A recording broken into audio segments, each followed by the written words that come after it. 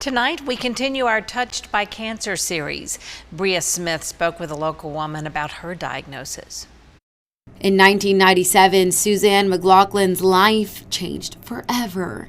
Find someone to talk to, and even if a diagnosis is confirmed, you're a fighter.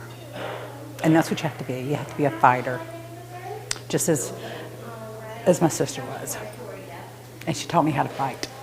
That was the year her older sister was diagnosed with metastatic breast cancer, and in 2010 lost her battle. Just 1 year later, McGlaughlin was diagnosed with a different type of breast cancer. Being a survivor is something I can say that I fought. I fought the anxiety, the loneliness, I can't go through this chemo treatment one more time or radiation, but I can do all things through Christ who gives me strength. McGlaughlin was diagnosed at 46 years old and tells me the main thing that kept her fighting. I can do all things through Christ who gives me strength. And I had to say that over and over through the cancer, through the chemo, through the radiation, and working and being a mom. During and after undergoing things like chemo and radiation, McGlaughlin said she leaned on her support the most.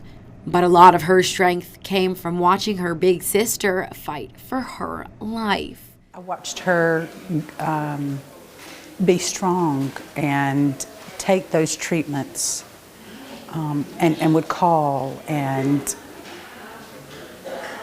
she never gave up.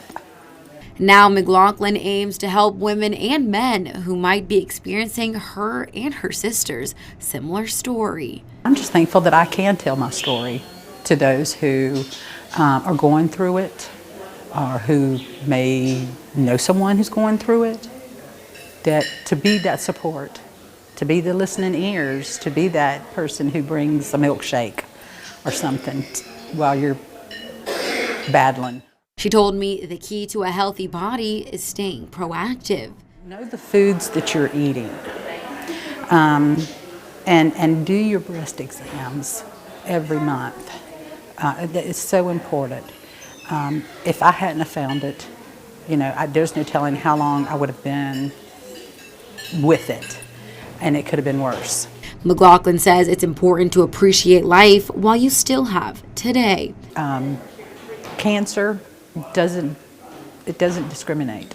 It can touch anyone at any time.